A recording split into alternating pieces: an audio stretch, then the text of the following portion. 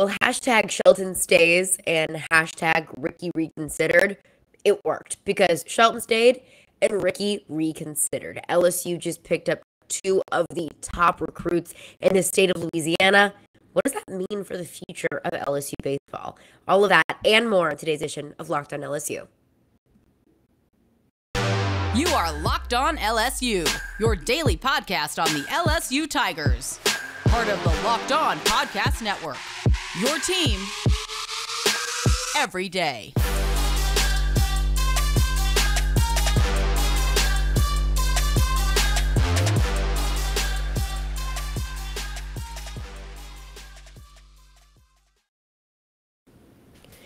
Well, thank you for making Locked On LSU your first listen every day. We are free and available wherever you get your podcasts, whether that's Amazon Podcasts, Amazon Music, Spotify, Apple Music, whatever you prefer, you can find us there. Plus, you can also find us on YouTube as well at Locked On LSU. But I'm Caroline Fenton, and I'm your host, as I am every day. I'm an LSU alum. I covered LSU football for several years, and now I'm a sports talk radio host in Nashville, Tennessee. So, first and foremost, feeling a little under the weather today. If you can notice a little bit of a change in my voice, that's why. Today is my flu game. We'll get over it. Everything will be fine. Great. Wonderful. But let's get into it because this past week, since, from Wednesday night all the way back to Saturday, those past few days have been arguably the biggest days and the biggest commitments for LSU football in the class of 2023. Let's go back to early July, like 4th of July-ish weekend. LSU picked up 5 or 6 commits in that period of time of just over a few days. And that was a huge moment in time for this 2023 class because they picked up 4-star and 5-star players left and right, all on the defensive side of the ball. And all from all over the country. You had a Maryland in there, a kid from Indianapolis in there, a kid from Miami in there. So that was a really big chunk for LSU because that is where a majority of this class of 2023 came from. That's when LSU's 2023 class really started to gain a little bit of momentum and some traction. But I would even argue that these past 4 or 5 days are even bigger than that, because it's building off of the momentum that LSU gained in early July. And they were 2 such statement commits because they were 2 of the best players in the state of Louisiana. So let's start with what happened on Wednesday night. Rickie Collins, a 4-star quarterback out of Woodlawn, officially committed to LSU. Now, Rickie Collins committed to Purdue last year, October of 2021. I believe that was his sophomore season, his junior season. During his junior season, he committed to Purdue, decommitted like 2-ish weeks ago, maybe a little bit less, and then Wednesday night officially committed to play for LSU. And that is huge for so many reasons. First and foremost, he's the 13th quarterback in the best 13th quarterback in the nation per 24/7 Sports. He's the 12th best player in the state of Louisiana and the 3rd ranked quarterback in the state of Louisiana, behind only Arch Manning and Eli Holstein, who are 2 names that we know all too well, maybe too well, but he is the 3rd ranked quarterback in that group. He's a 4-star quarterback, 6'2", 190, played for Woodlawn and Baton Rouge. So that's a huge commitment for LSU for so many reasons. I want to break down exactly why that's so big coming up next. But I mean, if you just look at his numbers in high school last year, he threw for just shy of 2,000 yards, sitting right around the 1,900 mark.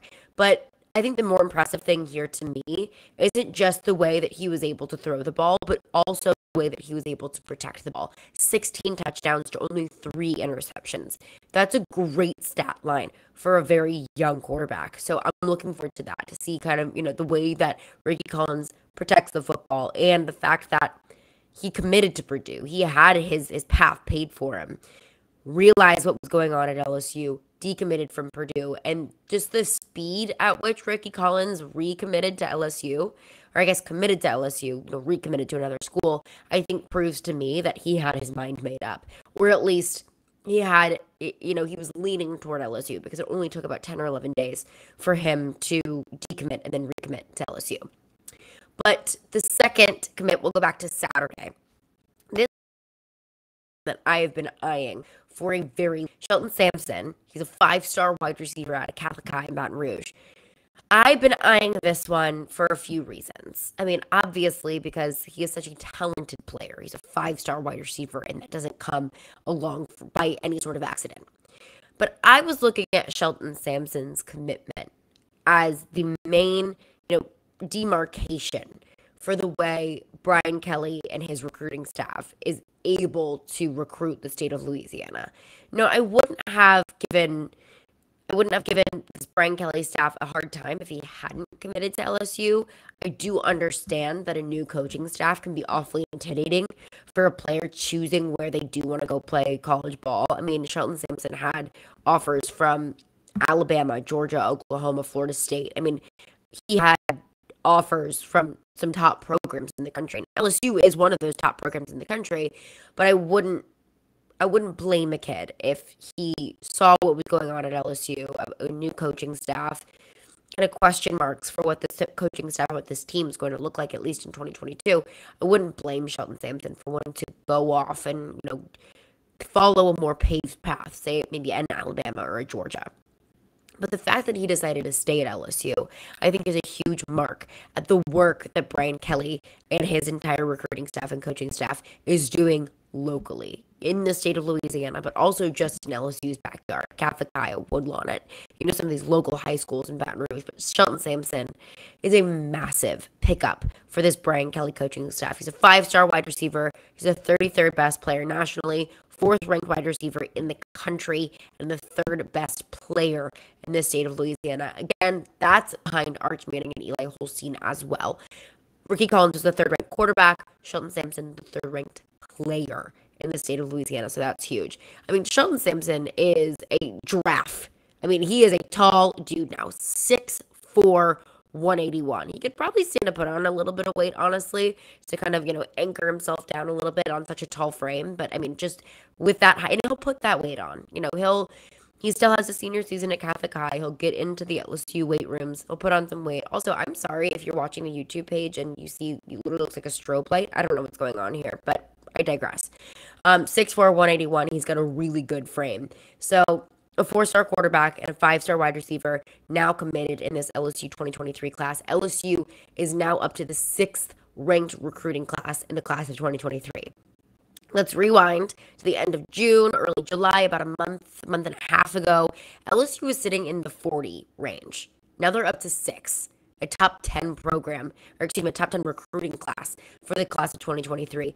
Brian Kelly has been putting in some work. And I understand if you as an LSU fan, you have a little bit of your doubts about Brian Kelly, this coaching staff can do, but I think that you can look at this. I mean, this is undeniable proof that they are putting in work in recruiting, and also, as the past week or so has shown us, recruiting in the state of Louisiana. And I think that is huge.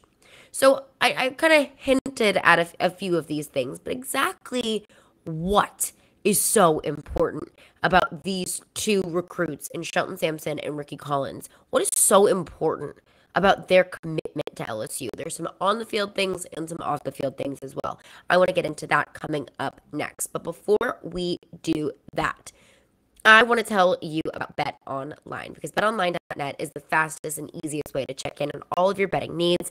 You can find all of your favorite sports, events, and it is the #1 source for all of your odds, lines, and games. You can find reviews and news of every league. They've got Major League Baseball. Thursday night, we got the game, so that'll be a really fun game to put some money on. Just a little bit of a shake-up of the regular season of MLB.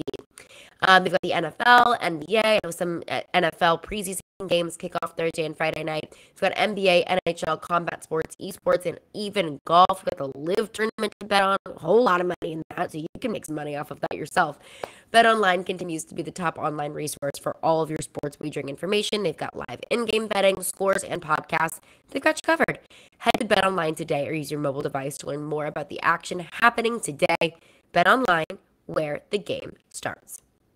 Well, thank you for making Locked On LSU your first listen every day. We are free and available wherever you get your podcasts. So Shelton Samson and Rickie Collins. Shelton Samson, a 5-star wide receiver out of Baton Rouge, and also Rickie Collins, a 4-star quarterback out of Baton Rouge as well. Catholic High, Shelton Samson, Woodlawn High School, Rickie Collins. So they both committed to play at LSU. Rickie Collins committed on Wednesday night. Shelton Samson, Saturday during the day, did it in Catholic High's gym. It was a huge, huge production. And it was really fun. A really, really fun week so far in LSU football recruiting. But what is so important and what is so special about these two players committing to play at LSU? I would say, first and foremost, let's look at Rickie Collins, the most recent commitment. Getting a quarterback in the 2023 class is invaluable. That's what LSU needed in this 23 class. I mean, and I would say, just, get a body in there, a serviceable quarterback that you feel good about, that you can get into this quarterback room. But they picked up a really talented quarterback, a 4-star quarterback in that 2023 class, a local kid, a local quarterback. So I think that is really big for this 2023 class. And you probably look at this and say, oh my gosh, in the future, 2023, 2024, this LSU quarterback room is going to be stacked. And all things considered, I think that you're right, because you have Garrett Nussmeier, who is most likely the heir apparent to the starting job in 2023. I can't imagine that Jaden Daniels and Myles Brennan, I believe Jaden Daniels' eligibility will be exercised at the end of this season. Myles Brennan will most likely be out after this 2022 season. So you'll have Garrett Nussmeier, you'll have Walker Howard kind of playing that backup role, and then you'll have Rickie Collins coming in as kind of that third guy. And I think that's big for one reason, just having those bodies and knowing that over the next couple of years, you're set at the quarterback position with guys that you feel confident and comfortable with, at least right now. Of course, the transfer portal is always going to be a factor in that. Let's say Garrett Nussmeier wins the starting job in 23. Walker Howard might get frustrated, wants to start right away. Transfers, knock on wood. But that could happen. The transfer portal is a realistic thing. But that's also another reason why it's so important to get another quarterback into this room. An insurance quarterback and a guy that you feel like if you have enough guys in front of you, you can sit for your freshman year, maybe your sophomore year as well. Get used to this offense. Get used to what college football expects of you. Kind of knock some rust off, get your legs underneath you, and then you'll be ready, sophomore, junior season, you'll be ready to come in and start. But I also think another thing, that's kind of obvious. The more players that you have in a room, the more comfortable you feel about that position for the longevity of it as well. But I think the competition element of it is also a huge key here. I talked about it with this current room with Myles Brennan, Jaden Daniels, and Garrett Nussmeier after the first day of practice. I said that, having this competition, of course, I don't think that any of these players would come in unprepared or not ready if there wasn't competition. But the fact that there is competition, I think, is so huge, because sure, they would come in ready and prepared and ready to rock, but it's also getting the edge on one another that pushes you just a little bit harder, that keeps you in the weight room just a little bit longer, that gets you watching film, a little bit more film, that gets you, getting a little bit more treatment a little bit longer. It's getting the edge on one another that just pushes them a little bit harder. Quarterback competition, or competition really in any position group, I think overall is a healthy thing, and it benefits your football program. So bringing in Rickie Collins and continuing a really stacked and loaded quarterback room just continues that competition. Nobody's job is handed to them on a silver platter. I think that's proof this year that Myles Brennan is coming in for his 6th season. He's been at LSU, and he's competing for his starting role. Jaden Daniels has been a starting quarterback for the past 3 seasons, and he's competing for a starting role. Nobody's job is guaranteed to them. So that's a very key thing here. And Rickie Collins coming into this quarterback room. I also think him being from Louisiana is so important here, because, like I said, he's the 3rd-ranked quarterback in the state of Louisiana. You look at Archie Manning and Eli Holstein. Let's be completely honest. I don't think any of us ever thought that either of those two players were going to come to LSU. I know that, LSU was on Arch Manning's long list with a short list of Georgia, Texas, and Alabama. He was also considering Florida and LSU. I never really thought that it was a realistic thing that Arch Manning would come to LSU. Of course, I was reaching for the stars. Of course, you can hope that he would, continue to play in the state of Louisiana and stay home, but I didn't really think that was going to be the case. I also didn't think that was going to be the case with Eli Holstein either. Is that fair or not? I don't know. But that's just, I don't think, let's be realistic here. I didn't think that either of them were going to come to LSU. But I did think that Rickie Collins was so important because LSU did have a shot at Rickie Collins. And he's also a very talented quarterback at that. So you're bringing in a local guy who can come in and who can contribute to this quarterback room and contribute to the quarterback competition. I think that's super important. Another thing with Shelton Samson, I think that, you see a lot of parallels with how important, these two commitments are. I think that Shelton Samson is very similar, and that adding another wide receiver to this LSU's 2023 class is so important. He'll join Jaylen Brown, a 4-star, 5-star, depends on, what recruiting website that you look at. A 4-star, 5-star wide receiver in Jaylen Brown from Miami. He's the 40th best player nationally. Shelton Samson is the 33rd best player nationally. So you got 2 top 40 players at the wide receiver position, and in your 2023 class. That's huge. He also joins 3-star wide receiver Kyle Parker from Texas. I'm sure Kyle Parker is great, but I'm really kind of focusing at the top of the 2023 class here. But you look at the year 2023 for LSU football. Kayshon Boutte, let's be honest here, he's going to declare for the NFL draft. Dre Jenkins is a senior, so he will not have any eligibility left. Those 2 will be gone. Kyron Lacey will be eligible to declare for the NFL draft, so we don't necessarily know if he's going to be in or out in 2023. But that leaves LSU football with a fairly barren wide receiver room. I know that this year, we can be totally excited about the wide receiver room because it is packed a lot of talent this year. But you're looking at, 2 of your most senior wide receivers that are almost guaranteed to be out. Kayshon Boutte really being the only wild card there, but let's not kid ourselves. He's going to the NFL. So you're looking at your 2 most senior wide receivers. You could even argue, one of your most talented wide receivers, one of your most talented wide receivers in Dre Jenkins. Kyron Lacey may be in or out, so that leaves you with Malik Neighbors and Jack Besh kind of at the top. Brian Thomas Jr., Chris Holton Jr. That leaves you with 5 wide receivers left. Let's just operate under the conditions that Kyron Lacey will declare for the NFL draft. That leaves you with only 5 wide receivers left in the 2023 class. And honestly, I was getting a little bit concerned only bringing in so far before Shelton Samson declared for committed to LSU, that there's only going to be 2 more players coming into that wide receiver room, with probably 3 going out. And as currently constructed, LSU only has 8 wide receivers in that wide receiver room. I wouldn't mind seeing 9, 10, 11, or 12, even more wide receivers in that wide receiver room. So I was getting a little bit concerned about the lack of not just offensive players in this 2023 class that had committed, before this past weekend, but also wide receivers. But I think Shelton Samson adds competition, talent, and a player that can come in and play right away. And that, he admitted that was one reason why LSU was so intriguing for him, was early playing time. This was Shelton Samson on Saturday at LSU. There's a possibility if Kayshon Boutte comes out early playing time next year. How much does that appeal to you? What was the question? Early playing time. If Kayshon was to come out after this season, things maybe open up a little bit more for you next season. Yeah, early playing time definitely played a big role. I feel like I could go in, and if I do what I got to do, then I could get on the field. So that's a big thing here. Is he sees Kayshon Boutte leaving, and says, hey, I can come in and contribute right away. That's a big deal to a high school recruit. I know, we always talk about Alabama, how they just plug and play. That's because a lot of players don't play until their junior or senior season, because why would they? Whenever there's other guys that have been waiting for that starting spot. But I think Shelton Samson being able to come in and contribute right away and acknowledging that and being ready for that, I think is a huge thing. But I think for both of these players, you recruited and you got 2 of the top players in the state of Louisiana. Let's flash back to, early July.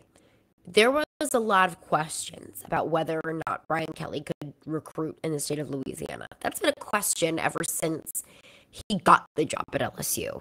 But I think it was emphasized even more so whenever whenever this LSU class started to bring in more and more recruits, and they were from Maryland and Indianapolis and Florida and California and Texas and not Louisiana. I think that concerned a lot of people.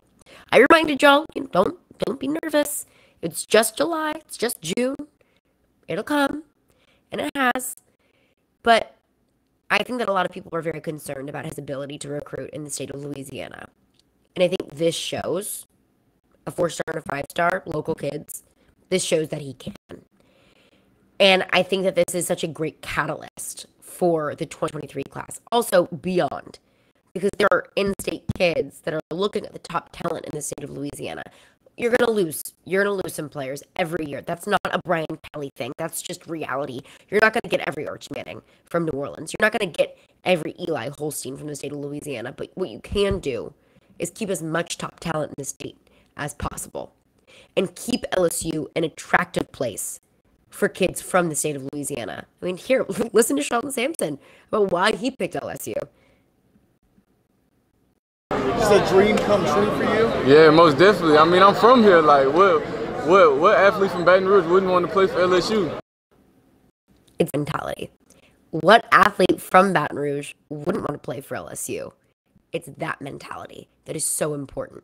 And it's that mentality that makes me so comfortable and confident that Brian Kelly continues to support that line of thinking. That is so key.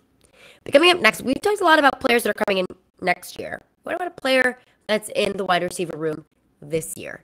I want to get into that coming up next before a couple words from our sponsors. Well, Brian Kelly said something about, after the first day of camp. He said something that really stuck out to me about Kayshon Boutte. He was asked about Kayshon Boutte and his, do you think that he can win the Biletnikoff? And Brian Kelly, he said a lot of great words about Kayshon Boutte, about, his work ethic and, how he's been able to adjust, coming off of injury. But there was one thing that Brian Kelly said that stuck out to me, and not in a good way. This is what Brian Kelly had to say after the first day of camp. Plays up to potential? Well, this was my first glimpse at him, quite frankly, and he's an explosive player. He's learning how to practice. Today he was a guy that I had to remind him a little bit about how to practice the right way. But he's so committed. He's worked so hard. I'm excited. There was one thing that he said in there, and he said, I had to remind him how to practice. And that made my eyebrow raise a little bit. I thought, you had to remind him how to practice. That doesn't sound like a very glowing recommendation. That sounds to me, and my interpretation of that is, Kayshon Boutte came in, he didn't want to work. He, didn't want to be a leader. Interpret that however you will. That's just how I interpret it, is Kayshon Boutte came in and he wasn't willing to give it 100%. He wasn't willing to come in and practice how you're expected to practice at LSU. So I was concerned about that. That made me nervous that Kayshon Boutte maybe had a bad attitude, maybe was facilitating, a bad presence in the locker room. I don't know. You can run with that however you'd like, but it didn't make me feel good about it. But Kayshon Boutte spoke to the media a couple days ago, and he talked about why he decided to come back to LSU, and I think it eased a lot of my concerns. Here's what Kayshon Boutte had to say. You had said, I think, in interviews that talk about you possibly leaving that was not true, overblown, whatever. I'll say I thought about it. I really did. It was just a lot going on, but I felt like, as a player, I felt like it was just better for me to stay and overcome this process. You feel the stability of the program is a big reason why you stuck around? Yeah, I felt comfortable with what they was coming in, telling us, and I trusted that they would hold themselves.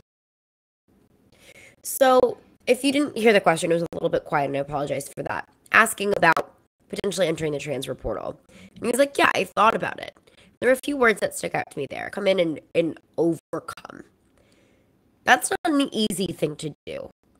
It's really easy to enter the transfer portal and go to an Alabama or go to a Georgia or go to a team that you feel like you can fit in and play right now. You don't have to overcome anything on that path. He chose to stay at LSU, which might be the more difficult decision to make. So many question marks. at, what this team can be. But he decided to come back and overcome, and I think that was key. And there was another thing in there that stuck out to me. He asked about Brian Kelly, and he said, I really feel comfortable and confident about what they're building here. And I think that's also important, because whenever I heard Brian Kelly say I had to remind him how to practice, I wondered how much of that was almost pushback from Kayshon Boutte about, look, you didn't recruit me. You were not the coach that I committed to play for. You're new around here. I'm not.